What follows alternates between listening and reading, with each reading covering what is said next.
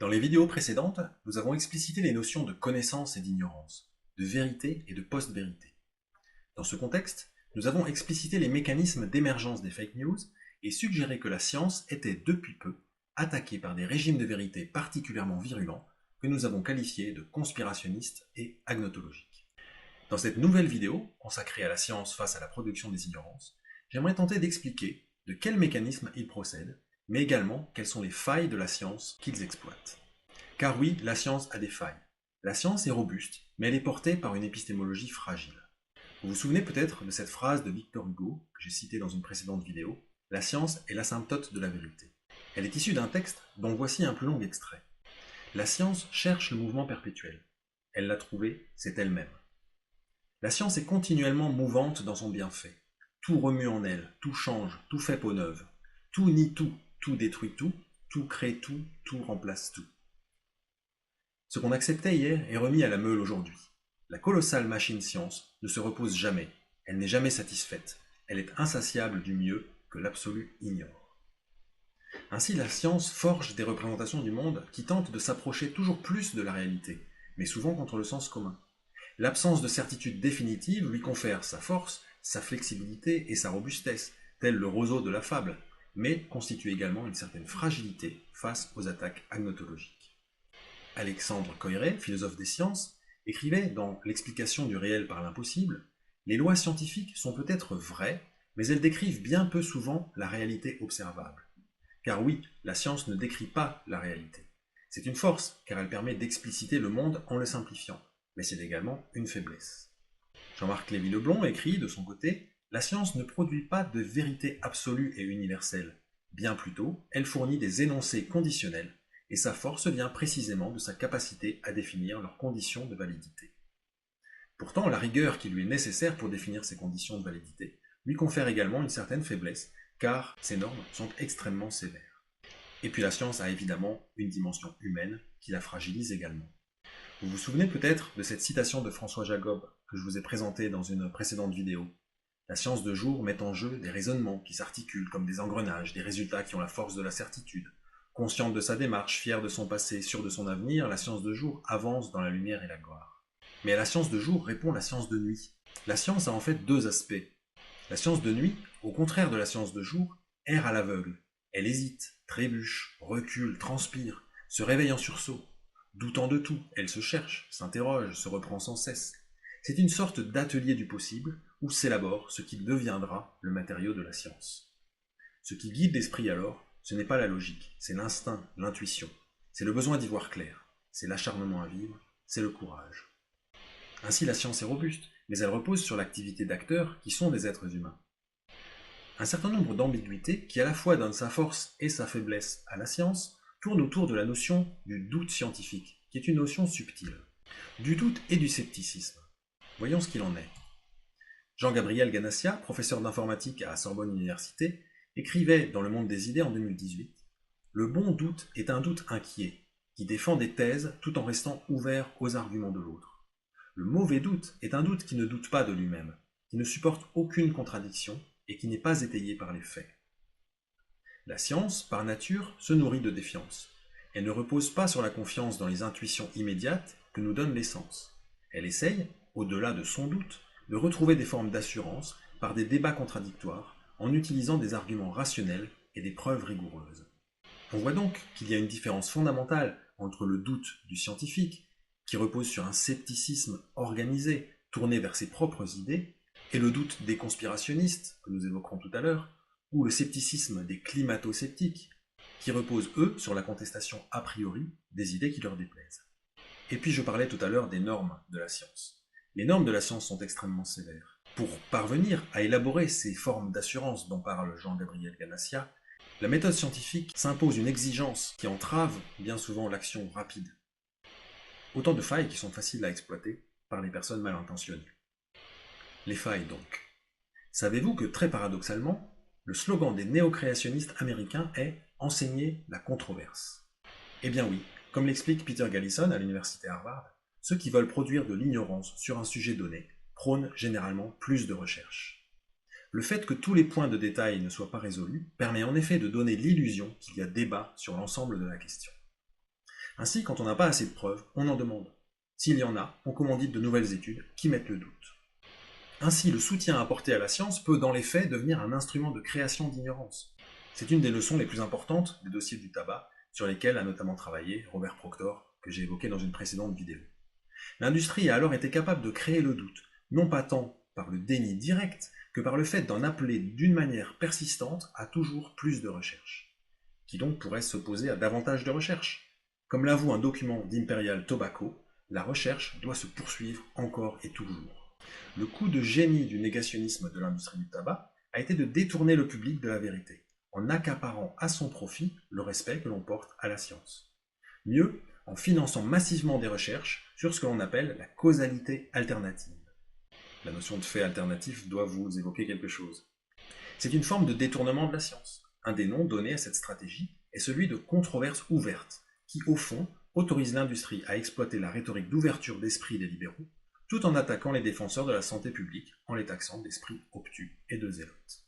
Voici donc sur quelles failles et faiblesses de la science reposent les mécanismes conspirationnistes et agnotologiques. Mais commençons par l'agnotologie et les marchands de doute. Cette notion a été popularisée par Naomi Oreskes et Eric Conway dans leur ouvrage éponyme. Comment une poignée de scientifiques ont obscurci la vérité sur des sujets allant de la fumée du tabac au changement climatique. Selon Naomi Oreskes, les marchands de doute s'appuient sur les fondements de la science pour la discréditer. Et depuis ces travaux, maints exemples ont été mis à jour, notamment par Sylvestre Huet dans son ouvrage Science, l'intoxication industrielle, mais également par des caricaturistes tels que Thiriet, qui écrit à juste raison « Science avec conscience n'est que ruine des labos pharmaceutiques ». Alors quels sont précisément les ressorts de l'agnotologie? Eh bien, on peut produire activement de l'ignorance de différentes manières. D'abord, en racontant tout simplement des mensonges, en faisant enfler des polémiques, en discréditant une communauté détentrice de savoir, les climatologues par exemple, en corrompant des personnes dignes de confiance, et parfois même des scientifiques, en générant des études contradictoires, on l'a vu, en détournant des connaissances établies, en donnant l'apparence de la science à de fausses informations. On ne compte plus le nombre de blogs climato-sceptiques se donnant l'apparence de la science. Mais également en pervertissant des caractéristiques de la science qui lui confèrent une certaine fragilité, en même temps qu'elles font sa force. Dans son ouvrage Golden Holocaust, Robert Proctor recense 15 manières de créer le doute qui émanent de l'analyse des Tobacco Documents. Tobacco Documents dans lesquels on trouve cette phrase extraordinaire « Le doute est notre produit ». Depuis lors, une multitude de stratégies agnotologiques ont vu le jour. Susciter des discussions sans fin sur des forums pour propager la désinformation, voire littéralement troller les comptes des réseaux sociaux des scientifiques, des climatologues, pour leur faire perdre leur temps et leur sang-froid. Occuper les médias au nom de l'objectivité et du droit à une information équilibrée. On se souvient de la présence télévisée de Claude Allègre il y a quelques années sur les plateaux. Donner l'impression qu'il y a un débat sur un sujet, alors que la controverse est close. Sur le changement climatique, on pense notamment aux tribunes publiées par ces quelques poignées de scientifiques qui remettent encore en question la crise climatique. Imiter la production scientifique et la publier hors des canaux habituels, le citoyen moyen, lui, n'y voit aucune différence. Prôner toujours plus de recherche pour donner l'illusion du débat scientifique, on l'a vu. Faire réaliser des études scientifiques sur les causalités alternatives que j'évoquais tout à l'heure. Introduire dans le langage de nouvelles expressions moins négatives. Ainsi, les pesticides s'appellent désormais phytosanitaires, voire phytopharmaceutiques, alors que l'industrie du tabac a remplacé le terme jeune fumeur par l'expression jeunes adultes fumeurs.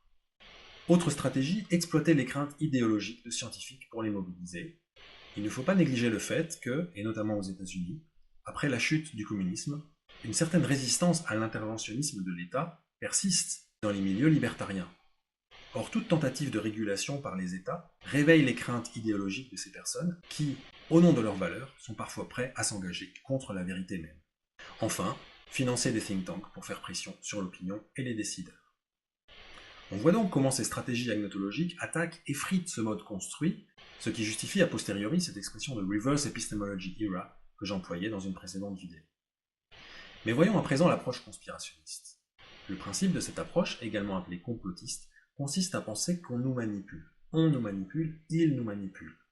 Le complotisme s'applique aussi bien aux actions du gouvernement qu'au changement climatique, à la présence d'extraterrestres sur Terre ou à la forme même de la Terre. Le principe consiste à lutter contre ce qui est présenté comme une pensée unique. Elle est toujours aussi puissante, elle se renouvelle sans cesse, elle veut étouffer les voix dissidentes, elle sert la domination des élites. Vous retrouvez un certain nombre des ressorts que j'évoquais dans la vidéo précédente.